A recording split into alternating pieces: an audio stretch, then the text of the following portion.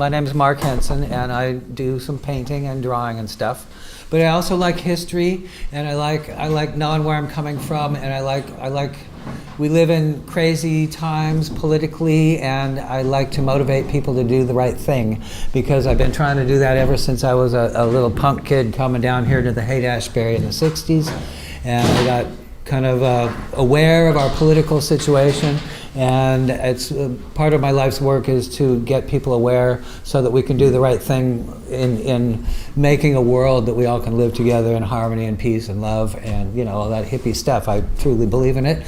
After all these years, I am convinced that it was the right path, and so I'm going to offer this little talk up as a little bit of history of art and politics and the 60s and where we all come from and all kinds of stuff. So I have a lot of stuff here. I'll probably talk kind of fast. I have like 300 slides to show y'all and get through, so let's go. So visionary art as a catalyst for social change.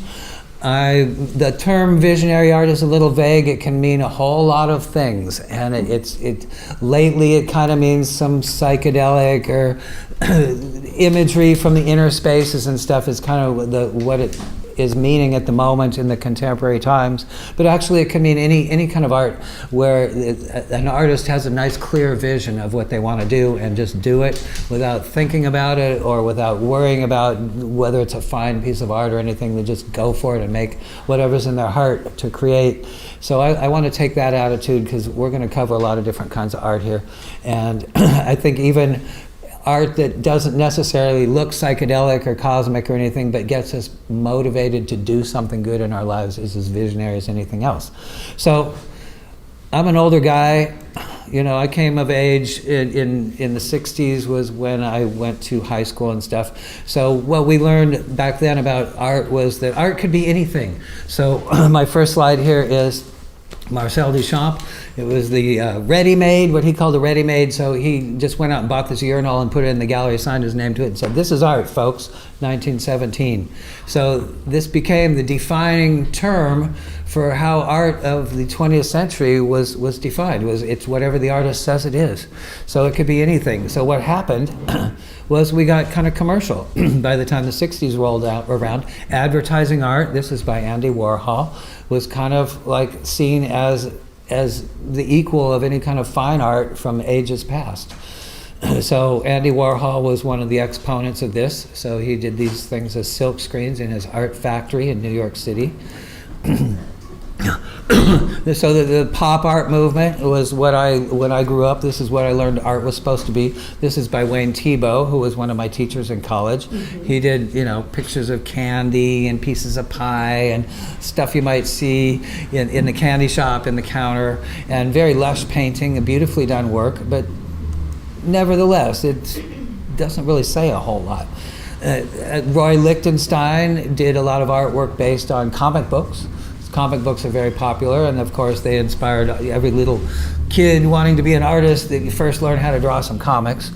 So his work became very popular in the 60s. And Jackson Pollock, another example of difficult and hard to figure out art, where he would climb on a ladder or get drunk and climb on a ladder and throw paint down on the canvas, making stuff like this. So this is the kind of art I grew up with, and it got to the point where minimalist, you could go buy some stuff at the hardware store, mount it on the wall, and suddenly you're an artist. Mm. And all this art really didn't say much to me. I could appreciate it for what it is, but it really wasn't touching my soul. My attitude was more like these two little kids. What's behind the scenes was a lot more interesting than what was on the walls to me usually in those days. So that was as a beginning artist, this is what I was influenced by until the 60s rolled along and the hippie movement and stuff.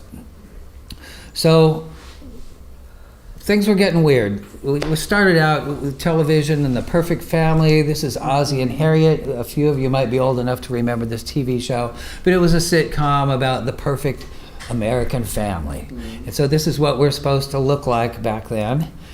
And here's a Norman Rockwell painting showing also the Thanksgiving dinner with Grandma and Grandpa and all the family sitting around the table. Nowadays, they'd all be doing this, you know, with McDonald's in front of them. So this was the ideal. And here's our plastic version of the American family, the Barbie doll family, which is also our ideal. And it was a automotive society. Everything was powered by gasoline and the age of suburbia. And you could drive to the restaurant and the drive-up window, and the girls with roller skates would come up and give you your burger and stuff. So this is what when Trump says we want to get back to make America great again, this is what he's talking about.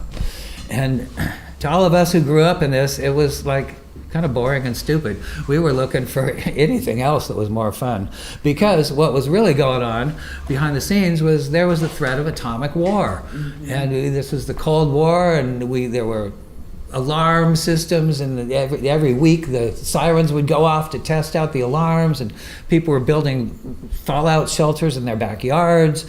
And so actually we were living in fear that we were going to blow ourselves up with these evil weapons. So you can protect yourself from radioactive fallout. Well, not really. The propaganda was trying to convince us that we could survive a war with Russia or anybody else that had atomic weapons, and that everything would be okay. So little kids, they taught us, well, if the bomb goes off while you're at school, just crawl under your desk, duck and cover, you'll be okay. Mm-hmm. But actually, these horrible weapons, here's a couple pictures. This is a test where they blew up a bunch of ships out in the South Pacific to see its destructive power in that sense. And here's another fireball. So this is the most fearsome thing that mankind has ever created to kill ourselves with. And we were living in direct fear of this back then. So all of this beautiful, perfect American society stuff was really a sham. And we, as young teenagers, started to figure this out. So after a little while, we got in a real war. It's not an atomic war, but a war in Vietnam, when young men were susceptible to the draft, where the government could say, okay, you're in the Army, you're going to war. And if you didn't, they'd take you to jail. So a lot of young men got drafted and went to this, whether they liked it or not. And so here's a battle underway, helicopters and men, and here's the local people hiding out in a ditch hoping that all this will go away soon. And here's our boys, somebody's getting hauled off in the helicopter. Hopefully they're not going to die, but a lot of them did. And that looked like this. They came home in boxes. And back then, the newspaper reporters had access to all of this stuff. The Army was happy to let them tag along and take pictures or videos of anything they wanted. And so nowadays that's gone. They realize that this is going to make people anti-war. They're going to see the blood and guts and stuff and not support the war. So they put the nix on that. Now it's very tightly controlled. But back then, you could actually see your kids coming home in boxes. As far as the local people goes, this is the result of a napalm attack, a famous picture. The little girl here was horribly disfigured. She's still alive today to talk about it. And so this is the result of our troops attacking a small village, and of course these people are fleeing in terror. The ones that didn't make it ended up like this. This is the My Lai massacre, where American troops killed somewhere between 300 and 500 villagers one day. Just went on a killing spree until finally a helicopter pilot saw what was going on, landed his chopper, and had his guys train the helicopter's machine guns on our American troops and told them to knock it off or he's going to shoot them. And they did, and a big scandal ensued, but the guy who ordered this massacre ended up getting like a 3-month jail sentence and got off. So but we all saw this, and this made us very, very, very much against this evil war. So the movement to resist the draft started up. And so kids started burning their draft cards and refusing to go, whether jail or not. So a lot of young people fled to Canada or other foreign countries, and or maybe survived the jail or hid out from the FBI here in the States. Eventually, the draft kind of turned into a lottery, and nobody was going to serve. People were avoiding it anyway, and they eventually, they sort of fizzled out as far as anybody wanting to go. So there were a lot of protests, and here's somebody with some good common sense. A lot better. The soldiers, actually, a lot of them did take acid and realized that they were in the wrong place at the wrong time and wanted to get out of there. But meanwhile, while we were protesting all this stuff going on, there were a lot of confrontations, usually on college campuses or sometimes in the city streets. So here's the National Guard facing off against the hippies. They had guns and bayonets, and we had flowers and maybe a couple of brownies or a little joint or two to give the soldiers, because they weren't really our enemies. These were our older brothers a lot of times, or even a guy, our best friend, that got drafted in the army. So it wasn't, they were ordered to keep us from protesting, but these were actually our brothers. So how to communicate and let them know that we were no harm, putting the flowers in the barrels of the gun was kind of a symbolic act. You would face the possibility of death to give a little peace to these guys. However, sometimes they did shoot. This is Kent State, Ohio, and at May 4th, 1970, where the National Guard did kill 4 college students, who some of whom weren't even involved in a protest. They were just on their way to class. So here's this girl, her friend has been shot, and of course horrified. And this is where we learned that our government was willing to kill us to keep evil occurring. And it made a big impression on all the youth of America, and we sort of reacted like this. Yeah. So this is pretty much sums up the attitude of youth towards the war and towards authority. And here's a little poster that was going around then that states it very nicely and simply. So this was pretty much our philosophy.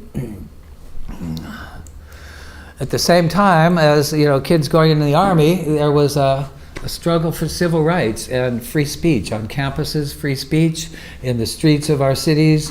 Black people in particular were very underserved and treated like garbage, and they were often drafted and sent to fight these wars, and they had no civil rights. You know, they had to drink at a separate water fountain or sit in the back of the bus and all the things that are kind of cliche now, but if you had to live this life, it was horrible. So Muhammad Ali, the famous boxer, he was drafted and refused to go. They took his boxing title of world champion away, and he just, his attitude was, no Vietnamese ever called me nigger. Those Viet Congs never did anything to me. Why do I want to go kill people that are colored people in another country? He refused. And that motivated a lot of black people to resist. And they also had their famous leader, Martin Luther King, who preached take a tone of nonviolence, that they would achieve their civil rights through activism and working and convincing rather than through the use of force. But force prevailed, and he was assassinated, possibly by the FBI. Mm-hmm. So here he is in his coffin. And the result of this, a lot of black people did decide that maybe making a big stink or a little riot or a little violence maybe was going to be what it took to get people to see what they were going through. So there were riots in Chicago and Baltimore. Here's a couple scenes from these cities, where they burned down city blocks and fought the police, and it's really crazy for a couple weeks. There's a big some of San Francisco got burned. There was a big thing here. I remember I was in the city when it happened, watching the smoke come up from down in the Fillmore area. So out of this was born the Black Panther Party in Oakland.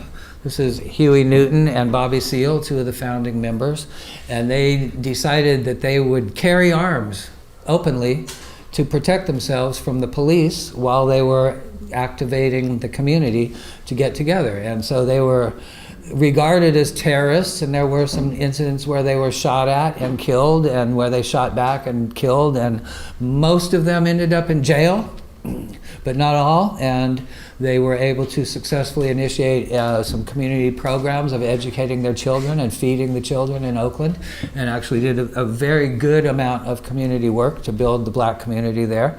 And they were a little sexist at first, but Angela Davis, one of their female members, set them straight right away and forced them to adopt an equal rights for all sexes platform as part of their attitude. So the Black Panthers became quite powerful, spread across the United States. An attack against one is an attack against all. And they did put the fear into the police, and the police did leave them alone, and the black community did get a whole lot more power, and it actually, this joining together worked.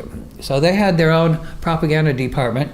This is Emory Douglas, who did posters and propaganda for them for their newspapers.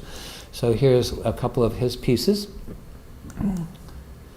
So these you can see if you're in the East Bay wandering around. The Black Panthers were pretty visible. So between them and the hippies, we're fighting for building up rights for everybody. And we realized we had allies in these people. As a bunch of white punk kids looking to have some freedom from the army, we could sympathize with these guys wanting some freedom from racism. So we sort of united our energies for making some social change. Meanwhile, the bus came by. This character, Ken Kesey, was going to school down in Stanford, and he worked in the psychiatric hospital and found out about this stuff called LSD. And he was able to get his hands on some and even meet up with a character, Stanley Osley, who knew how to make the stuff. So he got together his friends, and they painted up this bus, and they took it across the United States and back, and everywhere they stopped, they would have a kind of crazy rock and roll party and bust out a garbage can full of Kool-Aid laced with LSD and serve it up to whoever showed up. So like Johnny Appleseed to the East Coast and back, they spread the psychedelic culture and planted the seeds for this in the United States. They had some parties called acid tests. Here's a flyer for one, where all the kids that could figure out what this poster was about would go and show up, and you could bring whatever your creative thing was, your guitar, your sculpture, some poetry, whatever you like to do, you could show up and do it. Be part. This was a no audience type situation. Everybody's a participant. And so this kind of got the whole thing fired up here on the West Coast as far as crazy psychedelic energy and the idea that through this new thing we were discovering we could make a new world and create our own society. Another character, Timothy Leary, on the East Coast was kind of doing the same thing. He was an academic, a psychologist working at Harvard, I believe. And they had some LSD studies going on there that were actually funded by the CIA to try to develop LSD as a weapon. And Dr. Tim got his hands on some and realized its potential as a psychological tool for healing us psychologically, that by having sessions that are monitored by a trained psychologist, people could work through their psychological problems and sometimes find a creative solution and come out whole. So he started a place at Millbrook where he rented this big old house, and this is where they had their sessions. And he took kind of a clinical approach while Kesey took the party approach. And between these two extremes, we were able to cover a whole lot of attitudes, so it sort of opened the world to these things. So people that were like-minded people, who were by this time known as the hippies, started getting together en masse and having events in San Francisco, not just the acid test, but other people decided this was a good idea. So things like the Trips Festival were organized, which looked like this. They rented a hall and put on a light show and had these crazy parties, and it sort of woke up all of the hippies in San Francisco to the power of unity, that if we got together enough people, we could do something really powerful and create a space where we all felt like we could be ourselves without any kind of fear of oppression. So the gathering of the tribes happened, and it became a huge thing where 30 or 40,000 people showed up in the park down there in the polo fields and had an impromptu party. And nobody knew it was going to end up like this, but it was entirely peaceful. Nobody got hurt, no fights, nobody got arrested, nobody died. Everybody had a wonderful day out in the sunshine listening to all the big San Francisco bands who were just, garage bands at that time. They weren't known. And so this realized that, 40,000 of us in one place, we can really make a difference here. So the hippies started infesting this neighborhood up the street. Because rents were cheap, and there are these lovely Victorian houses that you could infest as hippies. 20 people could live in one house. And so everybody could live cheap and in these beautiful places and sort of take over this neighborhood. So that's what they did. Here's the famous corner of Haight-Ashbury at the time, and you can see all the hippies just kind of hanging out, enjoying themselves. This is artist Robert Crumb's version of what it looked like. He's out here with his wife, pregnant wife, selling his comic book, hoping to make a few bucks, and you can get an idea of how it all worked. There were a few little stores opened up that were selling, hippie stuff, your pipes and your incense and your Indian bedspreads, and these posters and artwork that was not like anything seen before. And out on the streets of the Haight-Ashbury, occasionally they'd roll a flatbed truck out in the intersection and block off the road, and guys like the Grateful Dead would show up and fill the streets for 10 blocks down with people having a wonderful good time. So this thrived here for a few years. Of course, things like this are too good to last, so it expanded and moved out. So how this got going and was publicized, there was no internet, there was no YouTube, the only way you could communicate was either by print medium or word of mouth, pretty much, or call somebody on a telephone. So how did you get everybody together to do stuff? Well, underground newspapers started coming up. So San Francisco had its version called the Oracle. New York had its version called the East Village Other. And these publications guys like Robert Crumb on the street corner would be standing around waving these newspapers, and for 50 cents or $1 you could buy one, and you'd learn everything about where stuff was going on and where to go and who to meet and where the cool places were to hang out and what the good radio stations were. And philosophy, all these publications printed a lot of stuff, political activists information, which at the time was regarded as conspiracy theory, but in time turned out to be mostly true. And maybe religious philosophy. I myself got interested in yoga and meditation from reading an article in one of these magazines by a Swami. The Catholic Church had this magazine called Ramparts, and they were very what you would call liberal, even radically minded politically. This is Stanley Mouse, one of the poster artists. They did a big article on the hippies. There's Wes Wilson's introductory page for the hippie article. And they did a lot of stuff about wars and various political situations. It was a great magazine for finding out the real story about political things. Over in Berkeley, we had the Berkeley Barb, which was ostensibly a college newspaper, but you can get the idea here what they were really all about. And they were filled with all kinds of radical political stories and stuff. So eventually, all of this movement of people here in the city and elsewhere, it grew nationally, got the attention of the bigger world. This Saturday Evening Post was a regular mainstream magazine, became a weekly magazine, picture and article magazine. So they were trying to figure out, well, what's this all about, and letting mainstream America know that, there was some really weird stuff going on here. We don't know what it is, but we don't really like it, it's kind of weird. Kids are having too much fun. Yeah, would you want your son to look like this? I don't think so.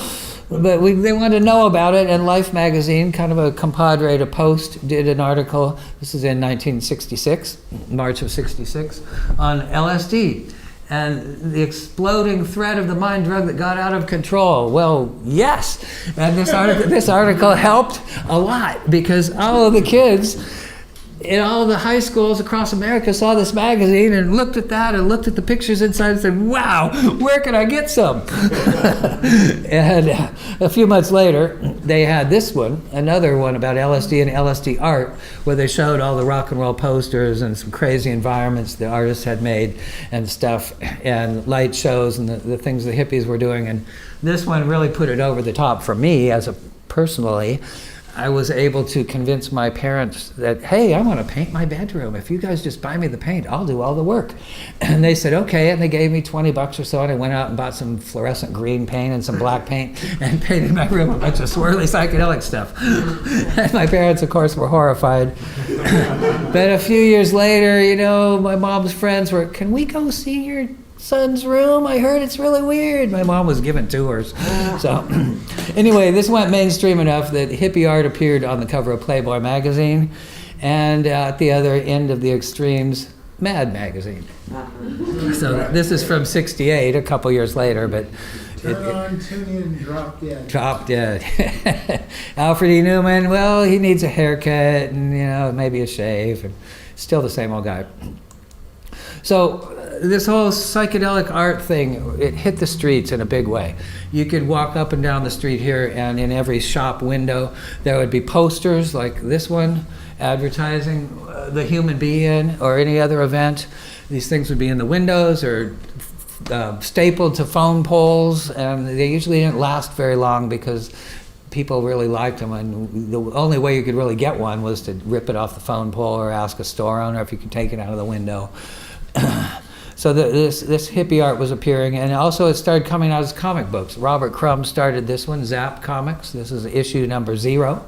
And he of course became famous for things like Keep on Truckin' and Mr. Natural, and became a very well-known and respected artist. That's really what he looks like, by the way. The guy that was Mr. Natural's model. So, No, the real we got this one again. Didn't mean to put it in there twice.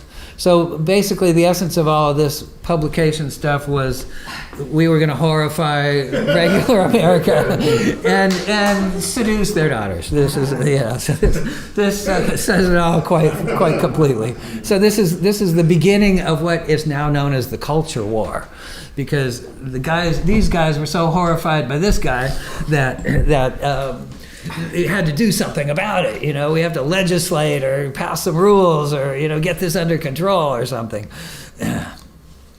So a lot of these hippies started making posters. They advertised rock and roll and music was an integral part of this whole world. There were a lot of good musicians running around forming bands and breaking up and jamming and stuff. So the very first really official rock and roll poster of the psychedelic era is known as The Seed, and it was made for this band called the Charlatans, who didn't play here in San Francisco. They played in Nevada City, Nevada.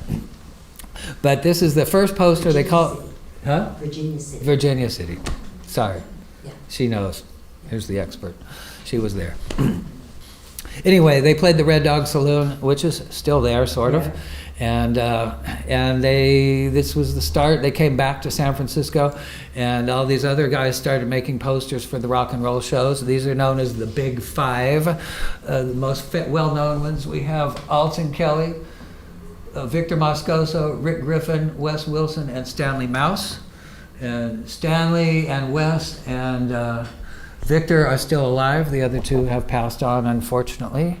And these guys started out very simply with pictures like this. Very, pen and ink drawings were done up as posters for the various bands playing around town. But pretty soon the promoters decided to spring for color, and the artists learned their business with the graphic arts a little better. This is a Wes Wilson one. This one also. And this one also. So these things started getting more elaborate. He used his wife for the model of this one. This is another artist who wasn't in the Big Five, Lee Conklin, who I very much like his stuff. It's very psychedelic.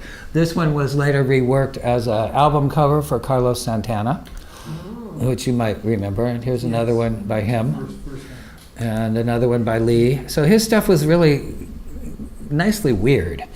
Stanley Mouse is well known and alive to this day. He lives up in Sebastopol now, has a studio there. So this is probably his most famous thing ever. And if you were lucky enough to have one of these in mint condition right now, it's worth about $50,000. And it wasn't sold at auction recently for that price. So it used to be you just, go get it in a store window.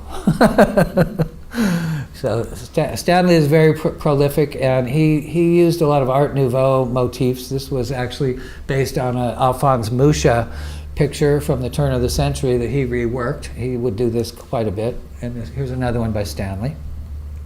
And this one here, he often used photographs as some inspiration.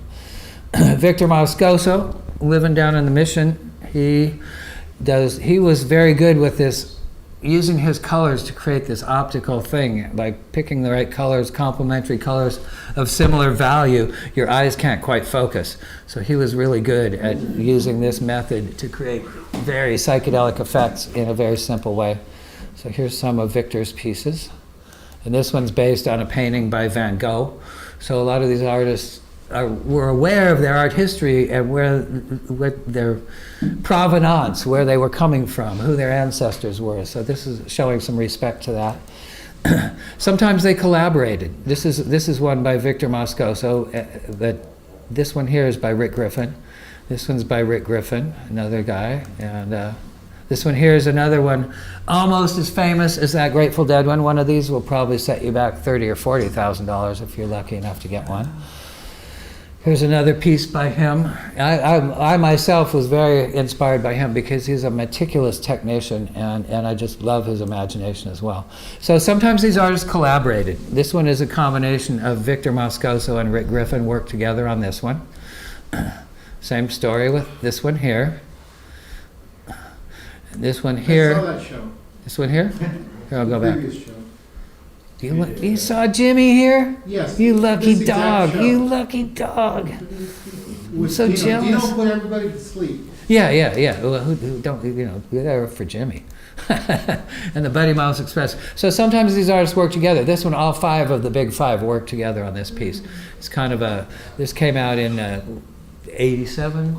Yeah, a few years, 20 years later, as a celebrate 20 years anniversary of the Summer of Love, they all worked together to create this poster. So once things got a little more organized, you didn't have to rip them off of phone poles. You could actually go into a poster store. This one is the Berkeley Bonaparte, which was over on University Avenue, or not University, over on Telegraph Avenue in Berkeley, where you could buy these things off the wall for $1 or $2.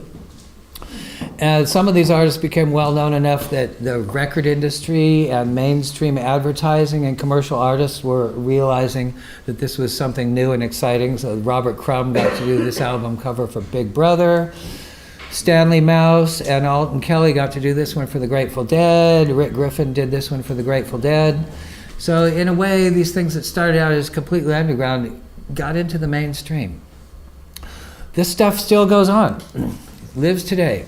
Dave Hunter, who recently passed on, is a marvelous poster artist. So these 2 are by him. Frank Kozik, who's a local hero here, did a lot of stuff for grunge bands and the like in the post-punk era. And he also is politically active. So here's one for Neil Young, but he's actually giving a nod to Native Americans. He also does some sculpture. And so this is some Chinese guy, and he's he did a series of like Stalin and Mao Zedong, and he did a bunch of the famous dictators as sculptures. Chuck Sperry, who has also got some of his pieces on the wall here, and is going to have an opening for his blotter art tomorrow night. It runs a silkscreen shop here in San Francisco. He's a very marvelous poster artist. So here's one he did for Operation Ceasefire, an effort to stop the war in Iraq. He did this one last year for the Women's March, where everybody's wearing their pink hats. This was a poster. They printed up thousands of these and gave them out at the event. Another artist I like, he goes by the name of Emek. He does all kinds of different things, mostly for rock and roll bands, but a lot of his stuff has political content. So these are ones I particularly like. Here's your guys on the treadmill here, making the gears turn, and here's our death dictator, preaching to the mindless masses. His work is wonderful. He's from up by Seattle way. And some of these guys are making these blotter acids we see around here. This is one by Chuck Sperry. Mm-hmm. This is one by Alex Gray, who is probably the most well-known of the visionary artists. And you can see a large version, but the small version there is also quite collectible if you are collecting these things. So I myself have been lucky enough to be called upon every now and then to make one of these posters. So I like to emulate the old school guys because I grew up with these posters and I learned a lot about graphic arts and how to make these things by just looking at their posters and figuring out how they did stuff. So these are done digitally, but you get the idea. I was trying to stay true to the old style of way of coloring. This one I did just last year for the Summer of Love 50th anniversary celebration in Golden Gate Park that couldn't get a permit, so it never happened. The city here somehow didn't respect one of the best things that ever happened in this history of San Francisco, which was this whole hippie thing, put this city on the map in some ways, and they wouldn't give a permit for us to have a party in the park. Everything was organized. It was all a go, except somebody in City Hall that preferred to have soccer teams out on the field wouldn't allow this to happen. So I don't want to whine too much about that. Who hits? Yeah, well, maybe someday they'll let us do it again. I don't know. So visionary origins. Visionary art is art that's about your inner worlds, or to explore psychic space or cosmic space, or where you're influenced by divine energy, or it can be a lot of different things. The essence of it here is a little picture by Rick Griffin, where the divine spirit is inspiring Bob's Big Boy from the burger restaurants with an artistic inspiration. There's the brilliant idea that God or whoever is giving him the idea, and he's manifesting it on paper. So this is what we do as artists. It shows the process psychically and divinely, where it comes from and what we're supposed to do with it. So this, of course, has been going on for centuries and centuries, so I'm going to show you some old stuff. This is the Isenheim altarpiece, painted by Matthias Grunewald in about 1500 or so. A picture I've always loved because it shows the Christ-like being rising above a world of war and hate, which is what we all want to do. So this, somebody back then had the right idea and was trying to promulgate this. It hangs in a church. So hopefully the people that saw this picture maybe were inspired to live the life that Christians are supposed to live, as opposed to fighting and killing each other. Another artist from old times is Peter Bruegel, the Elder. And he did a lot of local scenery, village scenes. So you could, if you see his paintings, you can go back to 1450 and imagine you're there and see all the things people are doing, their daily lives and everything. But this one he did in particular to show the forces of the plague came around.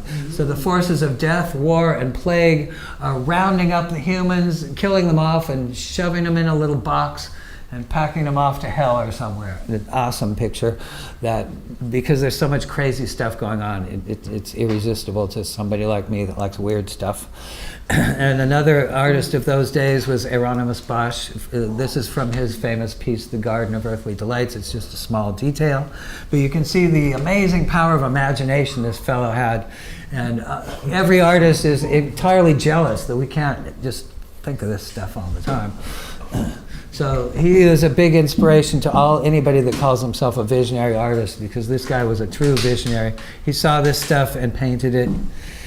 Moving up a few centuries, we have William Blake, about 1750, in England, who was kind of a reclusive guy that hung out with him and his wife and stayed home and made art most of the time. And he was a very mystical kind of Christian, knew all the arcane stuff about Christians and the angels and all the energy. This is God creating the world, and God here is a scientist or a mathematician. He's being very precise with an instrument creating the world. So it's not just haphazard, it's by divine design.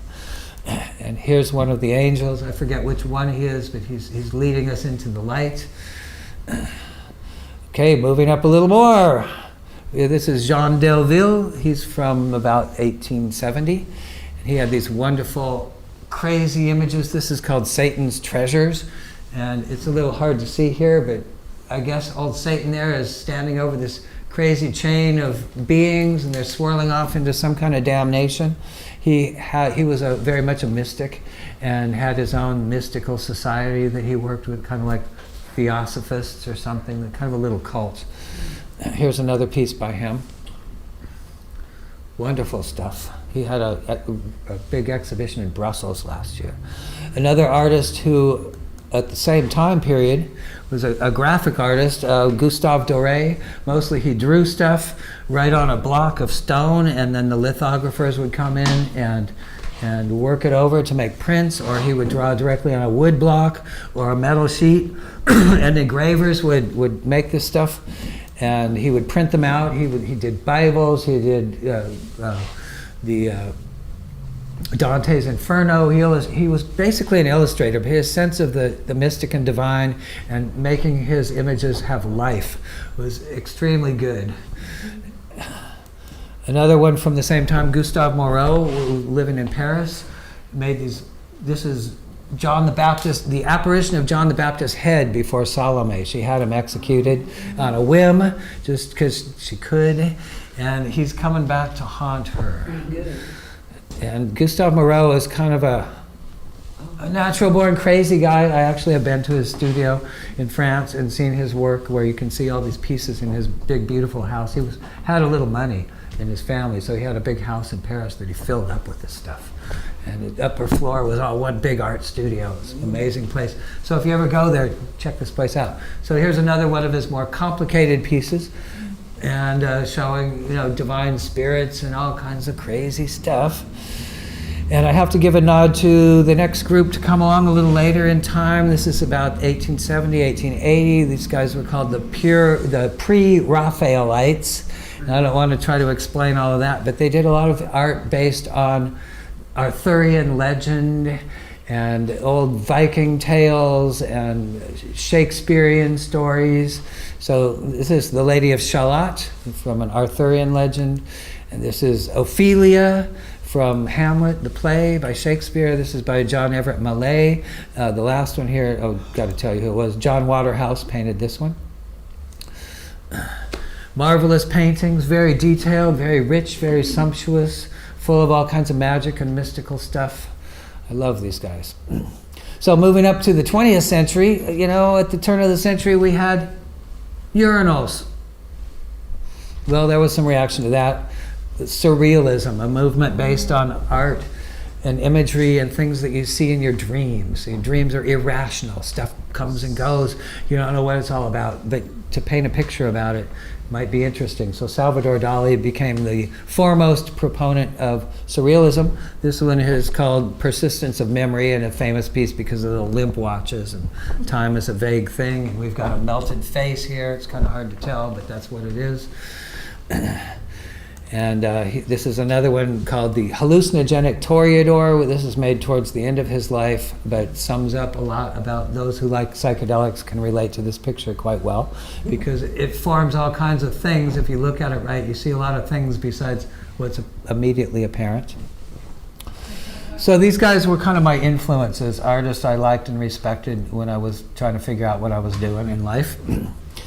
And as time went on, when I was a teenager, my good buddy in Sacramento had a little money. He subscribed to this magazine from New York City called Avant-Garde Magazine. And inside were all kinds of articles about a variety of different things, but they always had features, 2 or 3 photographic features about artwork. And here's the Avant-Garde cover. Here's another one. This one is by George Tooker. And I immediately liked this because in our American society, we were all kind of separate from each other, living in our own little boxes.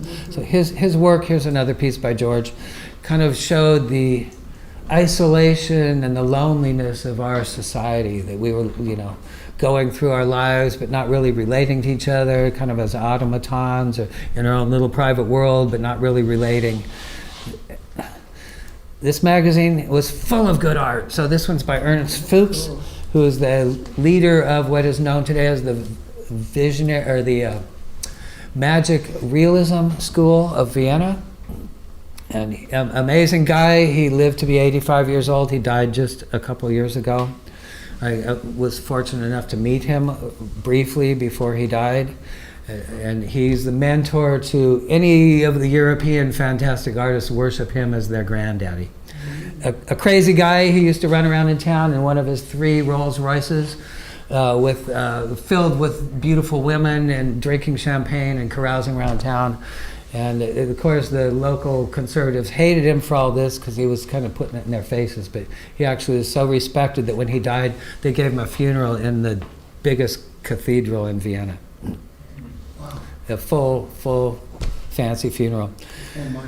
This magazine had another artist, D.S. Schwartberger, who I've also had the good fortune to meet and see his studio. And he does more abstract things these days, but he did a lot of these very precise and weird, what we call visionary art now. So these are the guys I saw when I was like 14 and 15, that kind of let me know that I could, if I could aspire to be anywhere near as good at bringing my imaginary ideas to life as these guys, that I would be happy.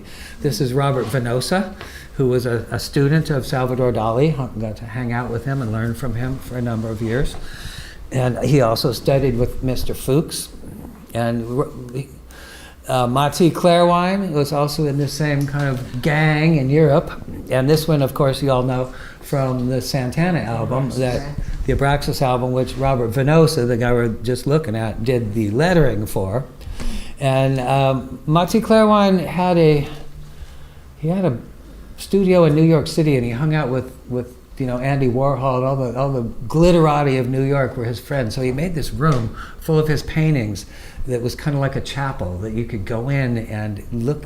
It's covered floor, walls, and ceiling with his artwork, and it became so famous that it was any rock star in town. It was kind of like you had to go see this place. Mm-hmm. So he got to know Jimi Hendrix and Miles Davis and all the famous stars of the day. And Miles particularly liked him and had him do a couple of album covers. But this is the most famous one for the album Bitches Brew, one of his jazz double albums. If you ever listen to it, if you like Miles, this is the one you want to listen to. And he also did another piece for Jerry Garcia later on.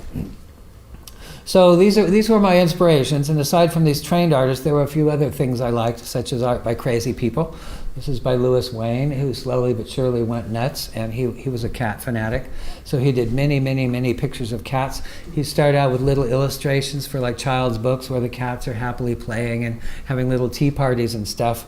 By the time he got older and crazier, they were these very psychedelic abstract kitties. So here's one of them. So don't feed your cat LSD, you guys. It's not a good idea. Another crazy artist, this guy's William Kurelek. And this painting I came across in a book. Time Life Books made this book in, back in the 60s. It was all about psychology and the mind. The book was called The Mind. And this was an illustration in this book that I spent days looking at this picture, where the guy's laying out in a wheat field. It's hard to see, and his head's cracked open, and inside his head are all these little rooms, and these are the things going on in his mind. It's kind of hard to see here, but there's all kinds of nutty stuff. Not all of it's pleasant. So I'm not sure about his life or anything, but this picture was a big influence on me on wanting to make crazy art. At the same time, over here in San Francisco, at the San Francisco Art Institute, there was this group that turned out to be called the California Visionaries. And these were students and teachers together there, were kind of working in cohesion to make a lot of really fantastically beautiful art. This is by Bill Martin, who was there. And back in the day, these artists were not collected. There was a guy who decided he could print them up as posters and sell them. Tom Burke, who now runs Pomegranate Press, a giant publishing company.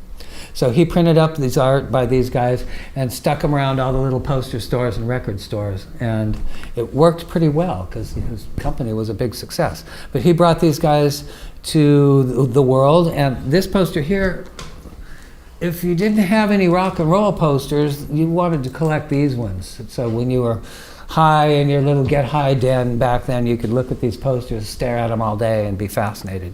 So here's a couple by Bill. There's another one. And another artist of the same type was Gage Taylor, who liked to do these fantasy kind of landscapes. Another artist in this group was I don't have his last name here, Joseph Parker. And he did these things. This piece, it's probably 10 or 12 feet across. He did these giant pieces, usually with a big sunset. Very colorful. And another artist in the group was Thomas Akawi, Japanese American. And although he was Japanese, he liked Egypt. So a lot of his iconography was Egyptian, and he was a master with the airbrush. So these are airbrush paintings, freehand and stencil airbrush. And this is the first time I really saw a very good airbrush painting, which inspired me to learn how to do that at some point. Another artist in this group is Nick Hyde, who right now has a retrospective exhibition going on in Lake County, where I'm from. And he's probably not going to be with us a whole lot longer. He was very frail, he was there.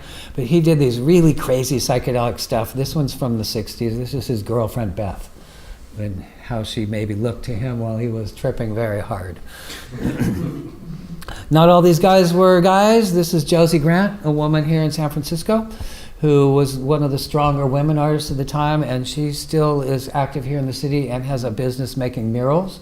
She's got one down in Chinatown and a bunch of other places in town here. I'm not sure where they all are. She's still busy doing stuff. What's her name? Josie Grant. If you can Google her up and you'll see some stuff. And another guy who's not in that, but I'm going to show you a few that are like not from the California Visionary Group, but so inspired by these guys who came along a little bit later. This is Garrett Moore, who lives over in Hayward now. This is one of his pieces. He did a lot of illustrations for NASA. This one is by Catherine Andrews, a woman who lives in Los Angeles, who does, as this stuff morphed into what they called New Age art, you know, like fairies and dolphin kind of stuff a little more. These guys were a little more idealized. So this is a romantic one by Catherine Andrews. Here's a landscape by Bruce Ricker, lives down in Carmel. He's a very meticulous artist. This thing is probably only about this big. It's not so big, but very elaborate, lush, beautiful places that we all want to move to. Yes. Another guy kind of like that, Jeffrey Bedrick, does a lot of fantasy stuff, but he also ended up doing a lot of illustration work for Disney. So he's still around. I think he lives in Marin somewhere. This one is by a good friend of mine, Paul Nicholson. He's living up in Sebastopol Way. And he does a lot of large paintings, often with kind of now you see it, now you don't stuff. And I think I have this one twice. So we're going to, that was a mistake, folks. So now we're going to get into the political part of this. So art meets politics. And some of a few hundred years ago, there wasn't any political art. It was all, done for rich patrons, kings and queens and princes, or portraits of famous people, or landscapes, or Greek mythology, or stuff from the Bible, or art for churches. So one of the first guys that did strictly political stuff, an Englishman by the name of William Hogarth. This is 1751. This is Gin Lane in London, and this was a commentary on the fact that gin had recently been invented. It cost nothing. There weren't any laws about drinking or prohibitions or anything, so large segments of the London population were drinking themselves to death daily. So this was his comment, Gin Lane, where you can see the drunken mom or babies falling over the stairway. The buildings are falling apart in the background from lack of maintenance. There's swindling and pickpocketing going along, and somebody's dead in the background in their coffin. And it was kind of like the methadone epidemic of today, only it was alcohol back then. Around the turn of the century back then, this is by Francisco Goya. This picture is called The 3rd of May, 1908. And he painted this picture in a reaction to Napoleon's troops coming into Spain and conquering Spain. And the local people on the 2nd of May, they resisted in Madrid and killed some French soldiers. So the French decided to take some revenge. So they rounded up a few hundred people, lined them up against the wall and shot them. Mr. Goya perhaps even witnessed this. We're not sure about that, but this powerful painting was made in response to Napoleon's invasion. So this is purely a political commentary on the injustices of war. So it's a very interesting piece because you see the expressions of these different people's faces, from defiance to fear. The priest is cowering in fear. The other guys are kind of like, why me? What did I do? Anyway, it's a very strong piece. It's a huge painting. It's about 12 feet across. You can see it in the Prado Museum in Madrid if you ever go there. Over in France, Honore Daumier was one of the first political cartoonists, where he actually drew cartoons for publication in newspapers. But this piece is called The Uprising. So not too different from Paris of right now, except for these guys aren't wearing the green vests. But a similar idea that people were going to rise up and demand their rights or whatever.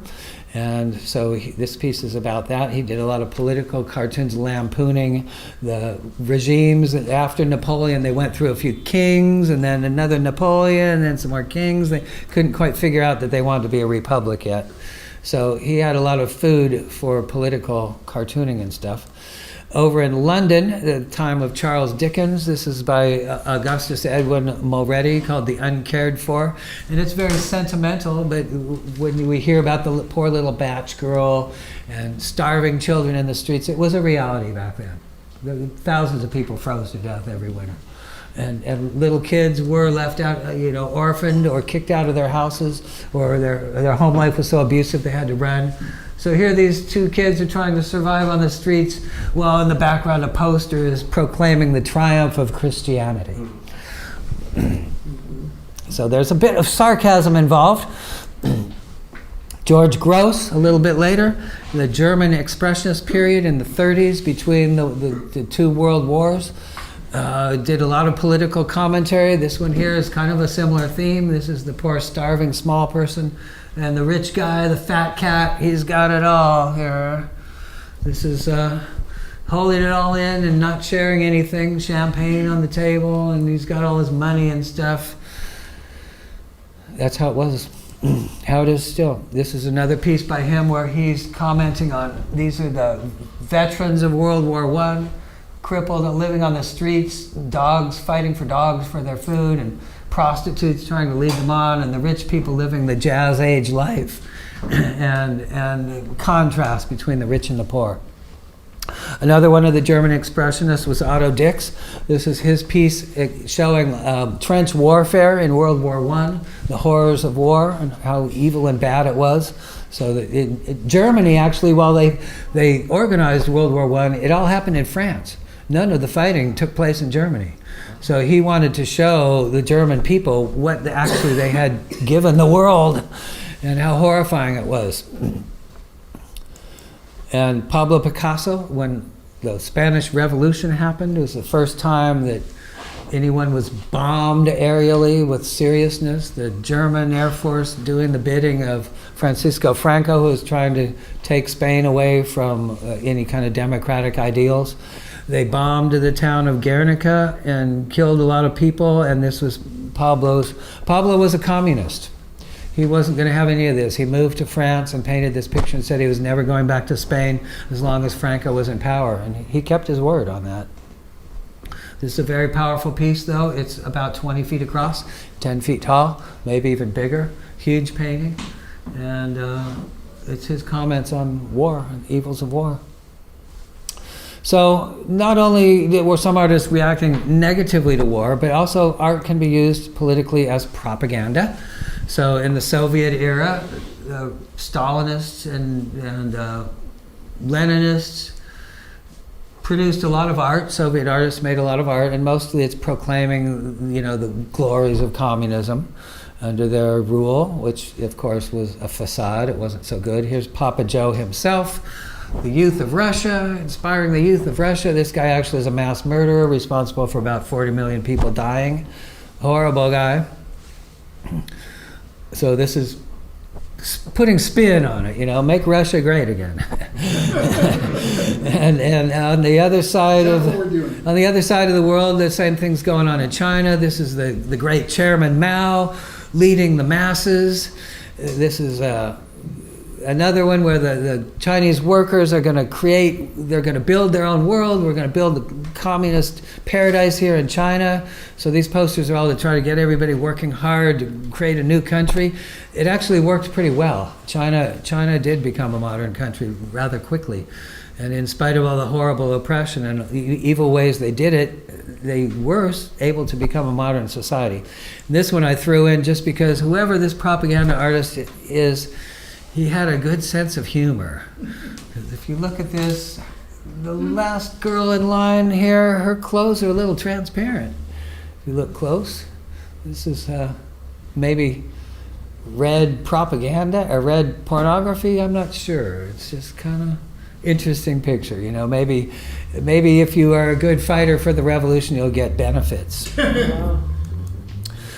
Over in Germany, we had the Berlin Wall, where Stalin and his buddies decided to block the eastern half of Germany, which they had taken in World War II, from the western half, which the United States and England and France had. So they built this huge wall, dividing their whole city in in half, and people lived on one side, hated it, and people lived on the other side, were happy with it. This is from the western side, where you can see that young Germans have painted up the wall with all kinds of decorations, and on the other side you have the Soviet troops patrolling, so nobody's going to escape. And this one here shows a mural, the various ways in which people would try to get over, under, around this wall to come from the east to the west. So we've got a guy jumping over and another guy tunneling underneath, and this guy's happily peeing on the guard station where they would watch everybody. So they're kind of like, let's get out of here, you guys. And it eventually happened. Here's what the German people really wanted. They wanted to be with each other, and eventually this wall got torn down, literally, by the people. They just, one day they decided they'd had enough. The Russians didn't really care enough anymore, so they actually literally got out their jackhammers and tore this thing down. After the fall of the Soviet Union. Yeah, well, I wouldn't say after it split up a little bit. But yeah, but they decided they weren't going to try to keep everybody prisoner anymore, and nowadays Germany is reunified. So there was a positive outcome. So we talked a little bit earlier about the culture war and the hippie mesmerizing the young girl and stuff. It goes back a long ways. This is John D. Rockefeller Jr., and he commissioned Diego Rivera, the famous Mexican muralist, to create this piece in the Rockefeller Center. Diego painted it, but if you look close down here, we've got Lenin, and Karl Marx is in there somewhere. And John D. Rockefeller was a capitalist. This upset him so much that he paid Rivera what his fee was and then hired a whole crew to paint this thing over. So it was completely destroyed. But the Mexican government thought it was cool enough that they gave him a big wall in their Institute of Bellas Artes, Mexico City, where he painted it again. So if you go to Mexico City, you can go see this piece.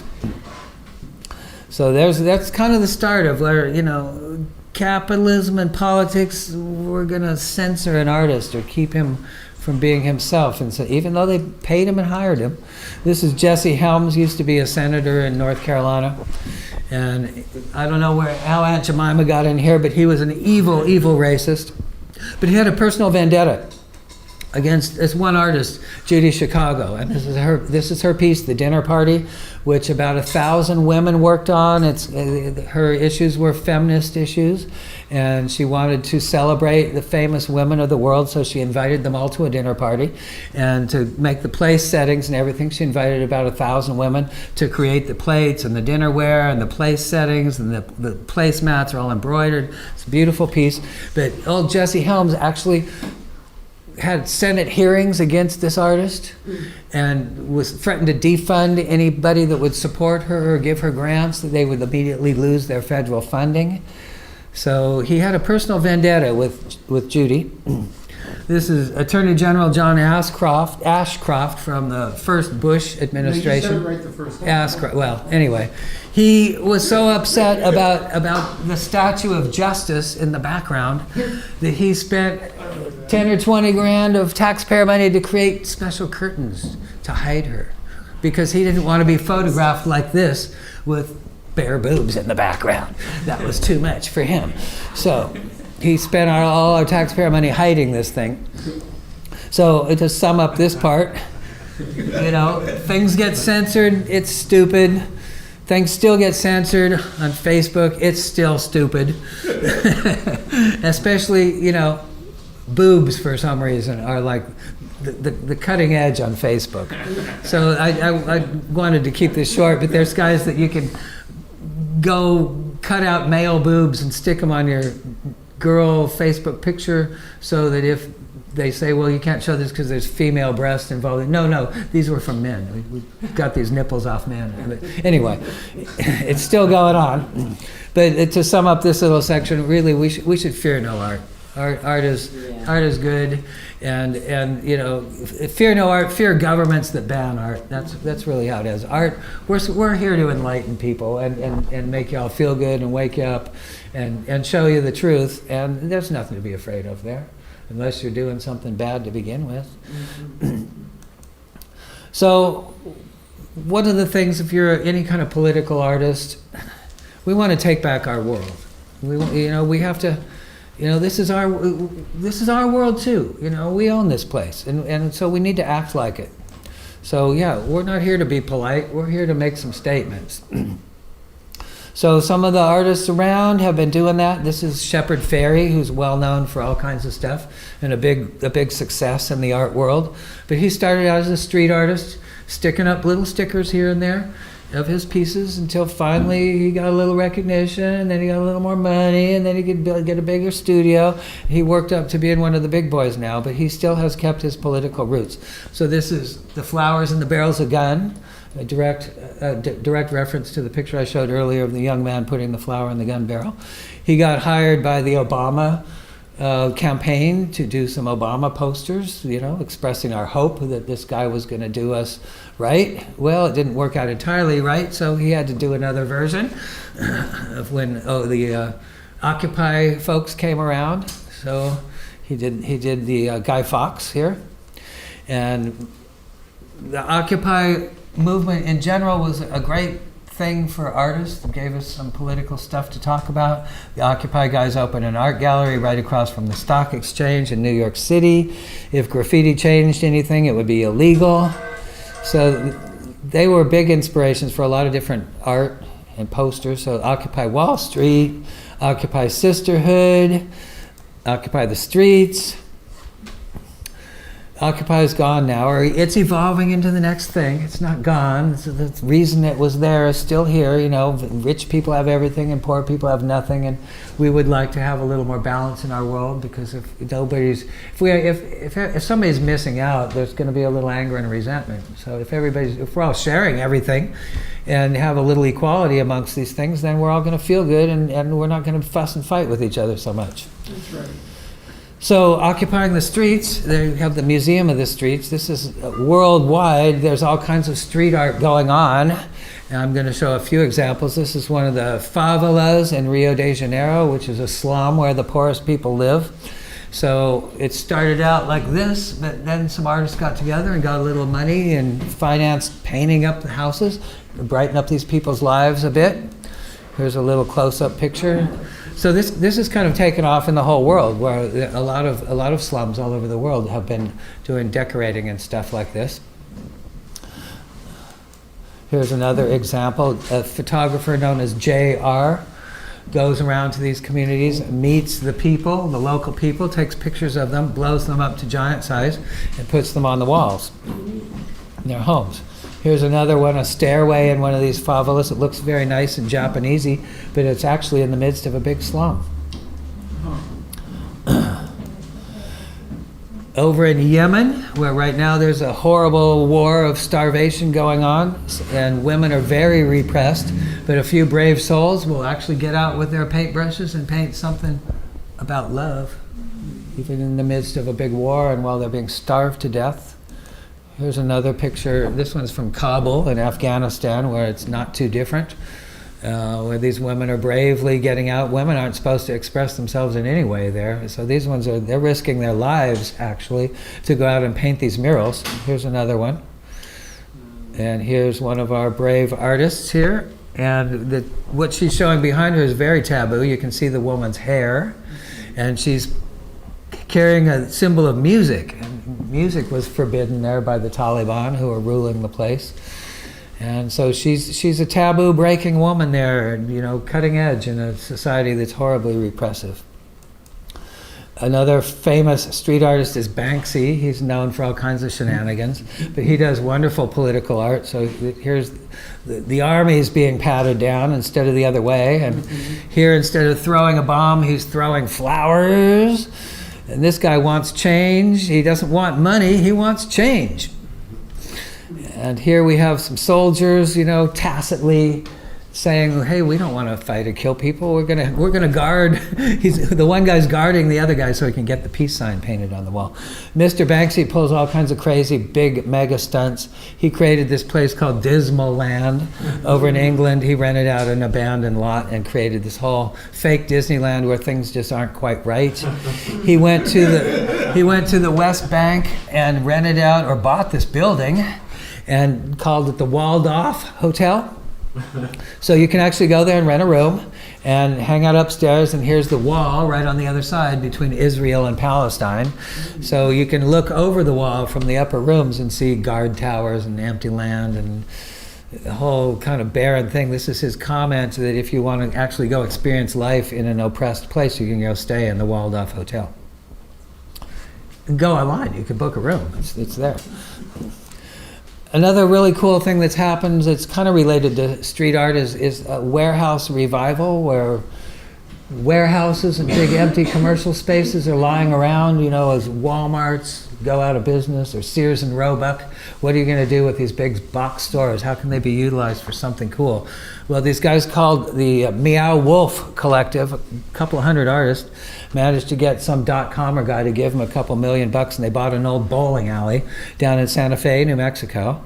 And Meow here, Wolf? Meow Wolf, like meow wolf. They put words in a hat and picked out the words, and the ones they got were meow and wolf. So that's how they came up with their name. So here's the interior of this space under construction, and here's some more under construction, and here's how it looks finished. The whole inside is like this crazy fun house place built by artists, and it was so successful. They charged $20 or $30 to go in this place and spend the day, and they pulled in about $7 or $8 million last year, which they divide amongst their members. So in terms of artists creating a viable way to live and survive and do their art, this was a big success. It was so successful, they're opening another one up in Denver. Here's a couple more, another picture of the inside. So you can go in this place and wander around all day and just enjoy the weird stuff. So another thing that's going on with political art, this is found on the internet in what are called memes. I'm just going to show a couple, but this one meant a lot to me because I went to UC Davis, and on UC Davis these Occupy kids were sitting on a sidewalk, occupying the sidewalk. They weren't really blocking anybody, and this officer, John Pike, decided he could come up and pepper spray them all in the face, and this is the real photo of him doing this. And so people immediately took this on the internet and made all kinds of memes about him. And there's dozens more. I could only have space for a few. Officer Pike lost his job, and the students sued the city and got themselves a bunch of money. And Officer Pike sued the city for firing him, and he got a bunch of money too. So I don't know how this all works out. But anyway, he was kind of a jerk here, spraying everybody, but it went as viral as can be. Here's a few more memes. Here's a couple on our president. So what this is you can pick anything you want, put some words on it, post it up on your social media, and if you strike the right chord, everybody's going to share it. It's going to go around the world, and people are going to see what it is you were trying to say. Here's another one. Mr. Trump, where humor is involved. And some of my own work this has happened too. So here's a nice example. I've found my work with swastikas on it from neo-Nazis in Germany too. So this one is a quote from Terence McKenna. The artist's task is to save the soul of mankind. If artists cannot find the way cannot be found. Maybe so, maybe not, I don't know. I don't know if we have that special quality, but perhaps. So, while we're on the Trump subject, I couldn't resist this part. It's a mad world. Mad magazine, their famous satire magazine, of course, is still around. They really, Trump provided them with all kinds of stuff to make some humor and satire out of. So here's one of them, and here's another one. Alfred E. Newman, the mascot for MAD, here is one of those reporters that Trump doesn't like so much. And they actually have the MAD art gallery. They created their special Trump art gallery, so famous masterpieces with Donald Trump. This is Andrew Wyeth's famous picture, reworked. Trump's bewildered and lost on the golf course. Or Trump taking the ship of state across the Delaware, only it's Niagara Falls. And so those are from Mad Magazine. And here's a couple more I happen to like. This is just grab them by the you-know-what. And This one, artist Ilma Gore, a woman artist from England, painted this one. And this one got enough attention that somebody like attacked her in her car and punched her and stuff and kind of beat her up. But that didn't stop her. She's still doing this stuff. And this picture became very famous. She probably got a lot of money for it, I hope. But it went really viral, but not for long, because they had to censor him, of course. Even though he wasn't showing his nipples, he was showing that other little thing. And so you would see this on Facebook with a little black square there, you know. And censoring Trump, you might as well go the whole hog if you're going to censor him. Block him out completely. So, and artist Mark Bryan, he's from around here. He does a lot of politically subject art. So here's the Trump octopus taking in all the politicians and clowns. Isn't that an old thing? This picture's been around, well, a year and a half now. Well, I mean, just the octopus. There was an old political. Oh yeah. The octopus as like the. Yeah, from the, I guess the turn of the century. Right, because the political combines or Tammany Hall in New York City. Yes. It was shown as an octopus occasionally. So he took that theme to modern times. This one, I couldn't find who the artist was, but this is Trailer Trash Trump, and it's really nice. There's Melania in the background there by the trailer. The dog's taking a dump. And he's got all his stuff on, his bling, rich white trash tattooed on his shoulder, and all that good stuff. Some artists did a great job on this one. Yeah. And of course, here in San Francisco and other cities, these fiberglass statues magically appeared one day. And they didn't last very long, or the cops took them away. But here in the city, it actually stuck around a few days. And of course, people here know what to do with a statue like that. Take selfies, of course. So this black lady's taking advantage of the situation and having some fun with him.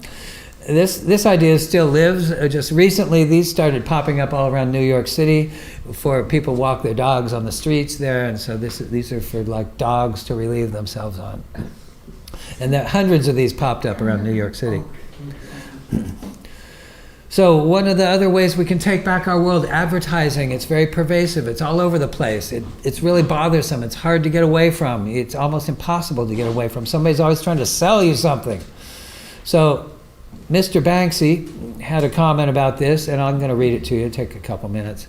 People are taking the piss out of you every day. They butt into your life, take a cheap shot at you, and then disappear. They leer at you from tall buildings and make you feel small. They make flippant comments from buses that imply you're not sexy enough and that all the fun is happening somewhere else. They are on TV making your girlfriend feel inadequate. They have access to the most sophisticated technology in the world has ever seen, and they bully you with it. They are the advertisers, and they are laughing at you. You, however, are forbidden to touch them. Trademarks, intellectual property rights, and copyright law mean that advertisers can say what they like, whenever they like, with total impunity. Fuck that. Any advert in a public space that gives you no choice whether you see it or not is yours. It's yours to take, rearrange, and reuse. You can do whatever you like with it. Asking for permission is like asking to keep a rock somebody just threw at your head. You owe these companies nothing, less than nothing. You especially don't owe them any courtesy. They owe you. They have rearranged the world to put themselves in front of you. They never ask your permission. Don't even start asking for theirs. So in response to such an attitude, there's a character in New York City where for $20 you can mail away for one of these keys. That's what these things are. And these keys open up like bus stop boxes where they put the advertising.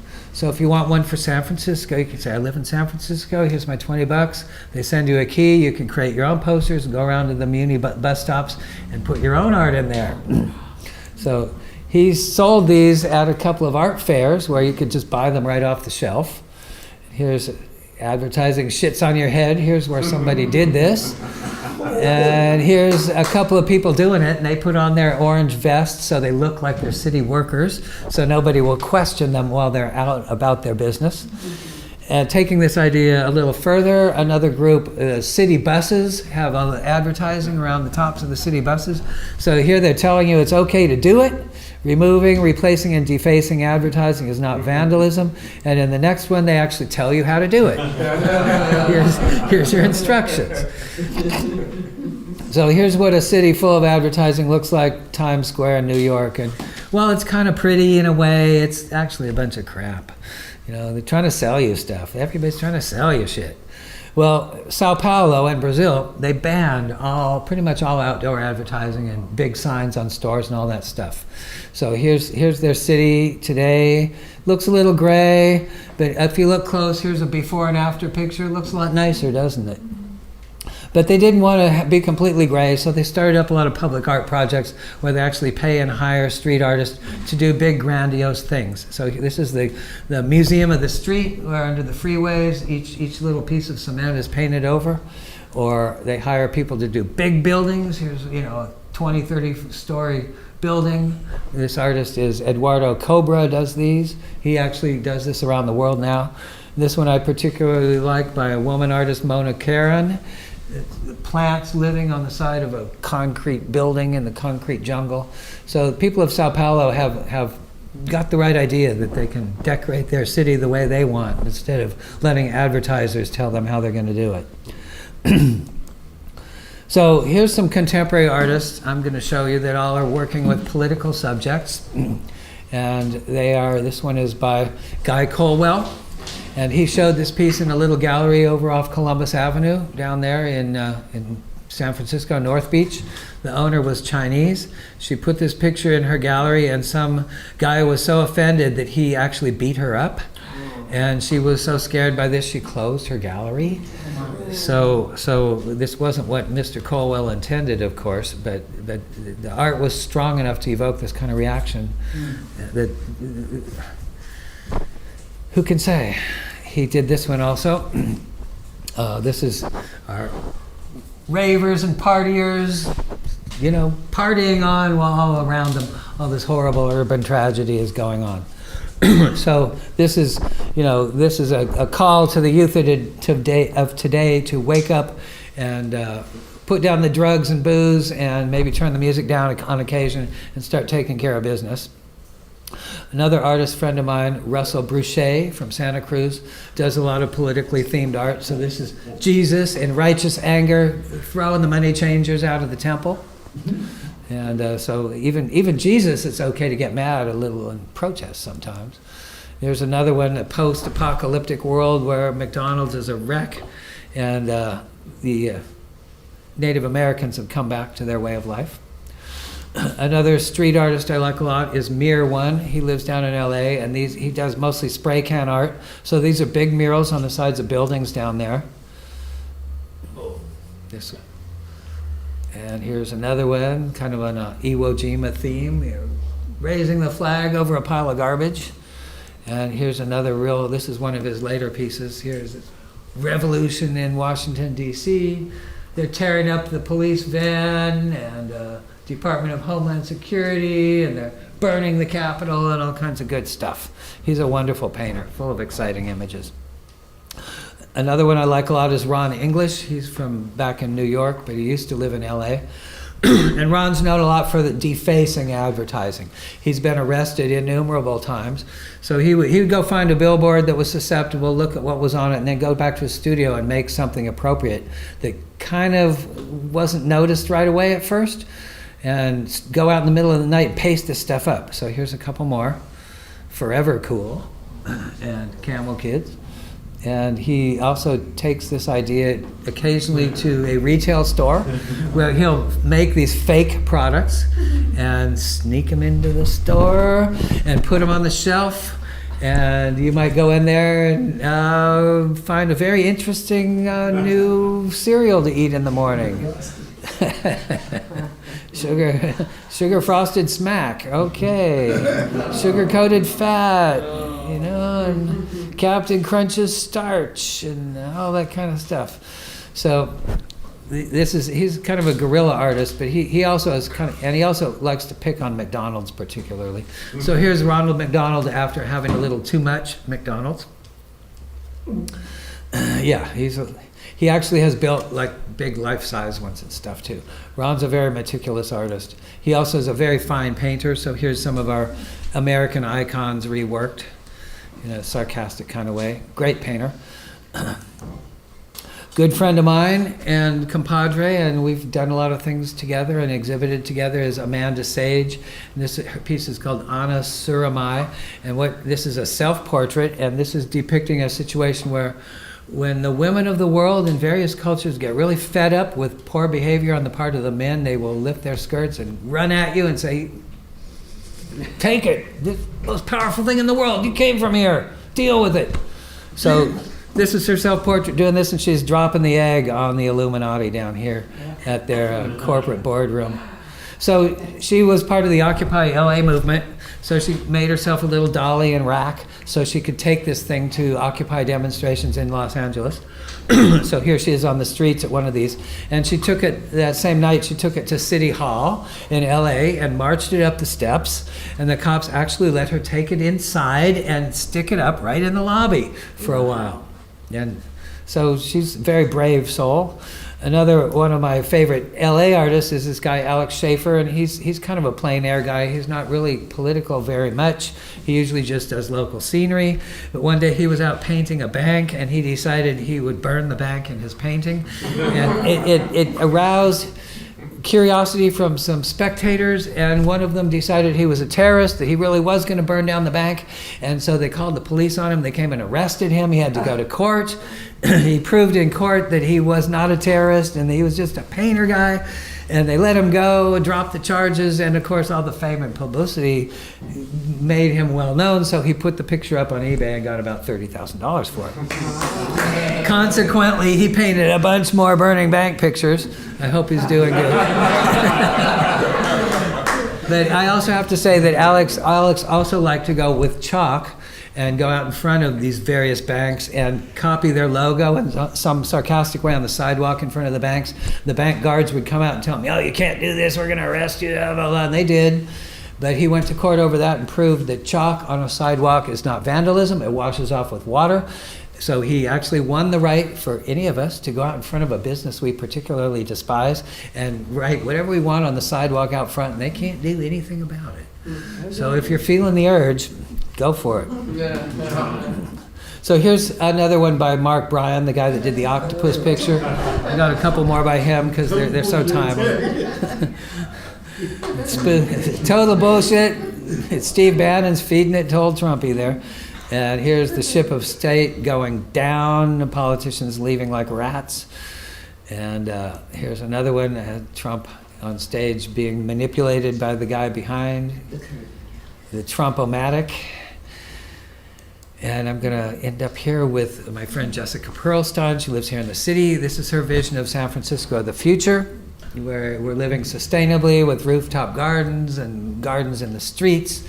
So, and she does a lot of book illustration for famous authors. Here's another one here, Revelation Revolution. And a positive picture showing different sides of like a happy culture of the future.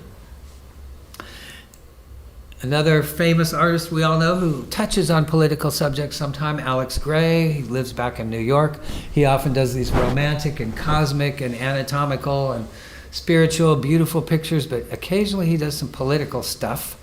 So he did this one for Barack Obama as a political poster, and he also is very much an advocate for psychedelics and how they can be used in healing ways. So this is his homage to the founder of LSD, Dr. Hoffman. And this is him holding his LSD molecule here in a very psychedelic way, and there's his retort dripping the molecule out. So he's an unabashed advocate that using psychedelics made him the artist he is today. He's not ashamed to say this, which most artists are. If there was a big influence on them, most of them are kind of scared that somebody will think badly of them if they admit it. But he's very out front, up front about it. And another artist I respect a lot. His art isn't so great in my opinion, but he's a street artist in San Francisco or in New York. He sells his stuff down there in Greenwich Village on the streets, and he had a running battle with Rudy Giuliani when Giuliani was mayor there, where he'd been arrested at least 30 times, having his art seized, his friend's art seized, burned, destroyed by the cops. He's back the next day. personal vendetta from Giuliani to him, but he decided to lawyer up and got some legal representation, donated, and battled for the right to show and sell art on the streets of New York City, all the way to the federal courts next to the Supreme Court. And they ruled in his favor every time. So he won this personal war with Mayor Giuliani for the benefit of all artists. So if any of you go to New York City and want to stick something up on a wall somewhere or show some things and even sell them, you can do it, as long as you're not blocking the road or creating a nuisance. Some other street art I like a lot. This is the book tank. So you can if this shows up in your neighborhood, you can take a book or two, and they won't shoot you. They'll encourage you. And this is the seed bomb dispensing machine. So you put your quarter or 50 cents in, and you get a little seed bomb that you can go stick in the ground somewhere, and it'll grow some lovely flowers or herbs. And greening up our cities is one of the things we want to do. So here's a painted green city, but some people are doing the real thing. So here's a archway over a freeway or something that's covered with living plants. Here's another example where someone made a beautiful garden, or in a public park, some nature as sculpture, very beautiful pieces. So we'd all like to live in a place where people do this instead of burn and blow it up. So this last part here, I'm going to talk about me a little bit. Images to inspire, art intended to foment an evolution of social consciousness. And these are by me. So here's one of my, we just went through an election cycle. So our freedom, is it protected by cops? Are they taking it away? Do we need their protection? I was inspired by this when the cops chased out all the people from one of the Democratic caucus meetings where they weren't liking the way it was going. So the conservative Democrats had the cops chase out the more radical ones. So that inspired me to make this picture. This is my first real political piece called Illusion of Reality. It's all about the drugs and the drug war and stuff. And this poor soul he's dreaming of the things he would like to be happy with, the things that are natural and make us happy without any kind of interference at all. Your wife or your mother, your lovers, your friends, supportive adults, the beautiful nature, sunsets and flowers and butterflies and all that good stuff. It's free. We can enjoy those anytime. We don't need any money or anything to enjoy those beauties of nature. But instead we created a world like this, full of all kinds of stuff that's not so nice. And so this poor guy, he's got plenty of stuff to get out of, just to get back to the natural things that make us feel good. He's willing to kill himself to do it. I wanted to understand the nature of addiction and people who would do themselves in the desire to try to feel good about life. A few of my friends this happened to, and I don't quite understand the psychology, but I made this picture to try to get an understanding of what it is that makes these people the way they are. It's the outside world, the world we created. It's so horrible. How can you relate sometimes? This I made during Bush War I, the first Iraq war, and it's kind of a cause and effect, or maybe it's an effect and a cause kind of picture, depending on how you read it. We have the American family sitting around the TV cheering on the war machine, which is actually run by rich guys like Dick Cheney, and their industrial machine polluting the world and filling it up with crap so he can make some money. And the outcome of this and our dependency on oil and petroleum products is we're going to go over to countries across the world and blow people up so we can take it for ourselves. So they're cheering on the missiles landing and they had cameras mounted on the tips of the missiles so you could actually watch this in real time. A missile go in on some place and blow somebody up. So that's what they're doing, and on this side is what it actually looks like. Not so pleasant. I wanted to not hold back, because how this whole machine works, it's really bad. So here's our guy. He's got his toys on top there, his stock certificates, his cocaine, his weapons, his communications, his rockets, and plenty of money. And here's the outcome of these wars. It's still going on. I was talking about Yemen. We're having battles to this day about this in Syria. So it hasn't gone away, and this is what it really is. Innocent people get killed in horrible ways. It really upsets me. So here's our American family. Woohoo! Yeah, we got everything. We're watching TV. It's great. America first. Yeah, right. This one's called March of Progress. I wanted to comment on our natural world being destroyed by various forms of human development, if that's what you want to call it, or our human nature destroying machine here is in the background, and it's coming forward to chew up the world. And here's some of our animal brothers and sisters, and a mom and her baby too, fleeing from this thing like any sensible being would. This one is called Sharing the Wealth, and I wanted to comment about how the rich people who have everything don't like to share, but maybe they didn't like their burger that day, so they toss it out the window. And we've got our poor people on the other side of the world who will take whatever they can get. This poor starving woman, she's actually competing with a dog here to get a bite to eat. And in her world, there's plenty of people that are working, but there's plenty of beggars and starving. It's run by capitalists. The army's in the background there to make sure everybody stays in line. Yeah, sharing the wealth, something we should do. Here's the rich people side of things.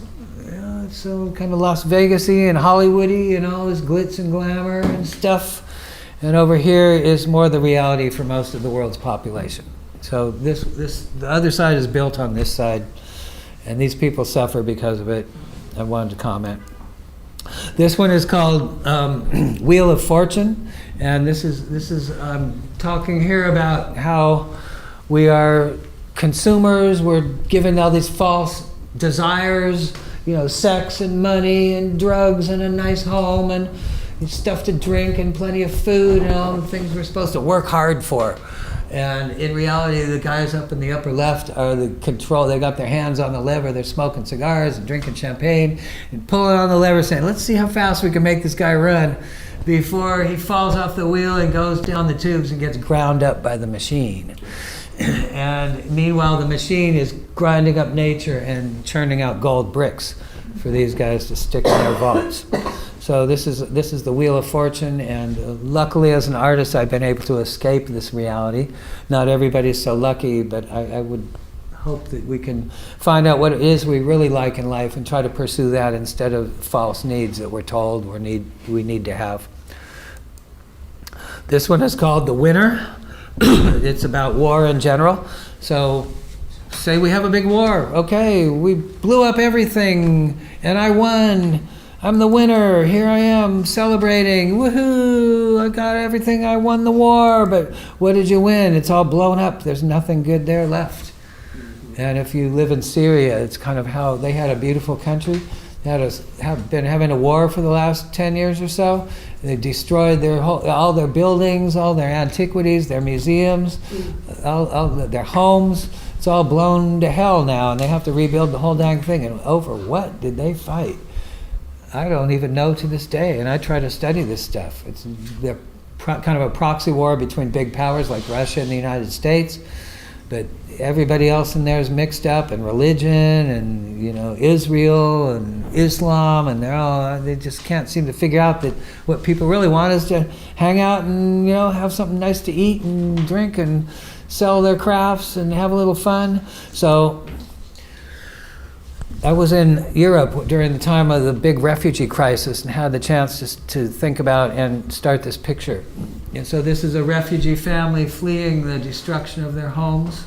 And the antique world are the beautiful things that are the heritage of humanity, the wonderful sculptures and statues from ancient days that are so well preserved there that religious fanatics decided to take jackhammers to or blow up with rockets.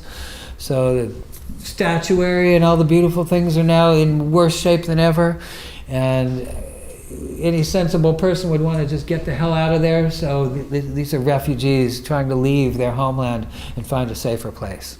So this is the Holy Family. If you know your Bible history, Jesus and Mary and Joseph had to run out of the Holy Land to Egypt because they were being oppressed by the Romans, and they were gonna kill all the male babies, so they had to run. So they were the original Holy Family, but this is a Holy Family too. It's any of us trying to just run away from oppression and danger to a better life. So here's our family.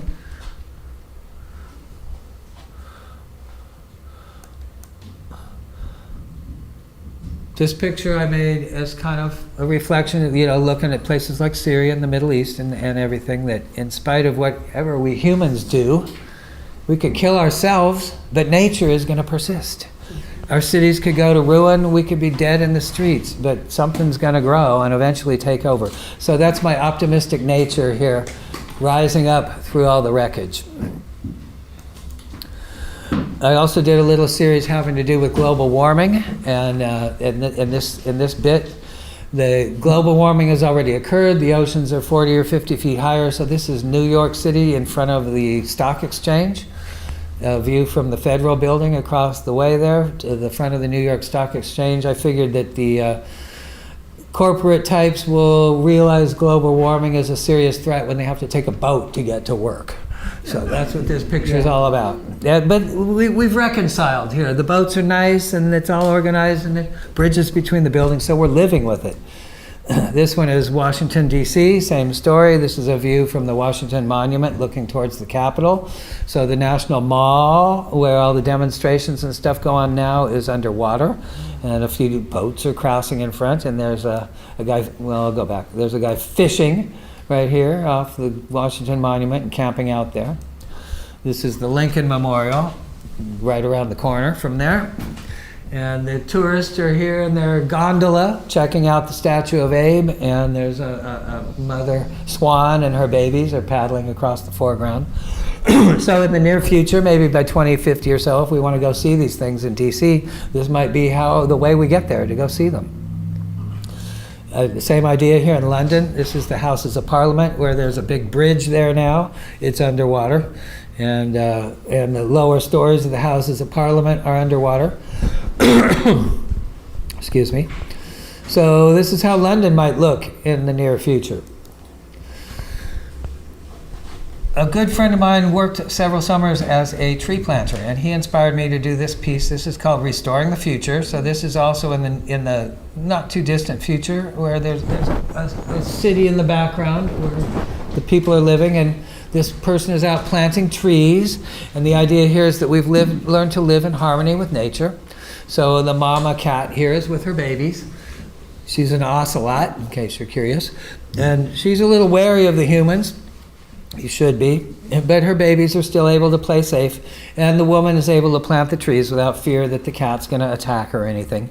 And if you look close, they're on top of an old roadway. You can see the yellow line painted down the middle is there by her tail. And there's a couple of tires and engine blocks and other junk laying around in the bushes. They're kind of hard to see, but they're there. So here's our tree planter. And here's our mama cat playing with her kittens.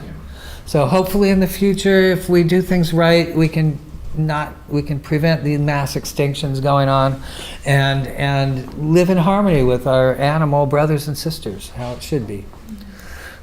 This piece is called La Semillera. I named it in Spanish because it sounded better than in English. And she's a seed planter. She's planting the seeds of culture. So here she is planting her seeds, and they're growing up to become the arts and sciences. I hope I represented most of them in some way or another. It's a big painting. It's 10 feet across. Took me about a year to paint. This one is called Guardians of the Sacrament, and this is my comment on the Just Say No movement that Nancy Reagan started, where you're supposed to just say no to drugs. Well, that's ignorance. I said just say yes, let's learn. So this is a wise woman and her young pupil, and today the lesson is mushrooms, and you're in the class 2 sitting across the mat from her, and she's showing you the various things, and there's about 40 or 50 psychoactive plants in this picture you can look through and find. So this is Guardians of the Sacrament. This one is called Paintbrush Warrior, and this is kind of a self-portrait in a way of what I do for my living, is I use the powers of my art and painting and paintbrush to try to make a better world. So we're painting our way through the forces of oppression and darkness. So by using our powers of creativity, we can overcome these things and make a better, more colorful world. So here's the oppression, some bad things. And you can see there, I did a little tribute to Mr. Goya by putting his scenery right outside this guy's jail window. So it was kind of fun to throw that in as a little pun, kind of. So how we treat our own people, this guy did his duty, served his country.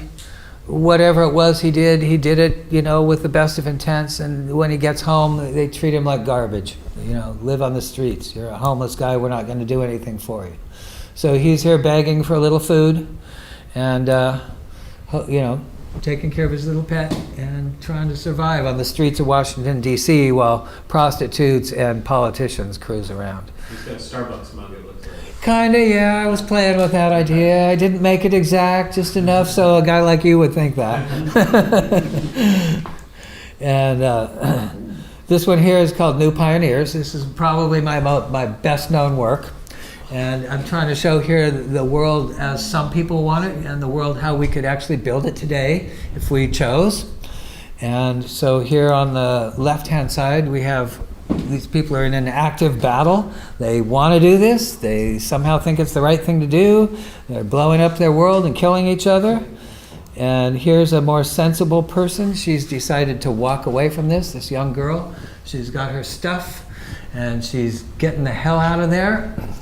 And some other refugees are coming up from this battle zone, and they've got their stuff with them, their tools and their children and the things they do, their musical instruments and their cooking implements and their carpentry tools. They're gonna cross over the ridge here at the crossroads and step into another world that they can create that's a better world. So here's man at the crossroads here, looking at the various things people have left on the wall as they pass by it, going this way or that way.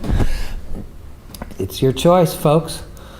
So here's the positive side of this picture. So this is the world as we could actually build it today. I tried not to have anything too sci-fi or unrealistic. We could actually build a sustainable world powered by alternative energy, where everybody's fed, everybody has something to do and time to be creative. And my optimistic hope here is that in time we can build this world and have enough leisure time and happiness that we can all sit down together and enjoy the best things in life, like one big happy picnic. So here's my prayer for peace. And as my final note, I will say, artists, raise your weapons. The world cries out for meaningful, combative, political art. It is our duty and responsibility to create a fierce, unyielding, aggressive culture of resistance. We must create art that exposes and denounces evil, that strengthens activists and revolutionaries, celebrates and contributes to the coming liberation of this planet from corporate, industrial, military, omnicidal madness. Artists and everybody else, pick up your weapons. Let's change things. Thank you very much.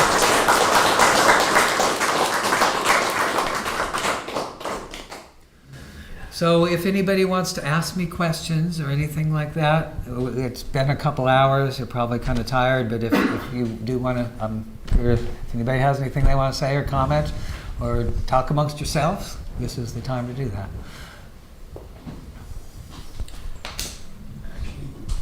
I got a book. Okay, I talked y'all out. Okay, yeah. How do you remain optimistic in today's world? Can you repeat the question because I'm not on a mic? That's a really tough question. I'm seeing stuff going. It's kind of interesting because they say we only have 10 more good years, and then it all goes to hell. And I'm young enough that I might get to see the world totally crash and burn. That's pretty exciting. But on the other hand, there's a lot of human misery involved in that, and I don't want to see that. I've never been in a war. I haven't had to shoot anybody, or spill anybody's blood, and I don't want to do those things, and you probably don't either. So, yeah, I have to be optimistic. What choice do I have? If I wasn't optimistic, well, I'd have to kill myself and take a bunch with me, or something. I don't want to do that. It's not the right way to go. So, and I do believe that there is still maybe enough time that if we could turn the world over to 15-year-old kids from Sweden who have the right idea and let them run the show, maybe we could get somewhere good in a hurry. I'm really hoping that'll happen. I'm very optimistic. The last round of elections, a couple young people got elected and kicked out some of those old guys. And they have a lot of good ideas, and if they're allowed to, if they don't get corrupted by the system and stick to their guns, so to speak, I think maybe we can make some positive changes. The U.S., we're lagging way behind. A lot of the other countries of the world are already getting way ahead on this with sustainable ways to do things. Costa Rica just, all of their electricity is produced sustainably, so now they're working on getting all their vehicles electrical. Sweden and Germany, most of their stuff is sustainable, so other countries are moving ahead. Where we're stuck. We're still looking at coal. That's so 18th century. And the sun is there giving us energy all the time. So I have to stay optimistic. Well, the good part about coal is that nobody's buying it. Yeah, right. Economics are gonna help here. I have one last quick question. Any advice for people who are starting out, are artists, or want to be an artist, but are kind of afraid to be creative? Any advice that you would share to people who are at the beginning of the artist journey? Don't be afraid. All you need is a pencil and paper to start. You don't need any big equipment or any expensive stuff. You just have to have your imagination and enough self-respect, or where you feel enough that you can do things. You shouldn't hesitate. Just do it. Don't worry about if it's good or not or perfect or any of that stuff. Just express yourself. And the more you do it, the better you get. The more you do it, the more confident you are. And eventually you can get there. So young artists, I meet a lot of them, and I usually want to encourage them to don't give up. Work hard and be true to your dream. And not everybody's going to get there, but sometimes dreams change too. You might start out wanting to be an artist and end up being an architect. Who knows? But stay true to your dream. Thank you so much. You're welcome.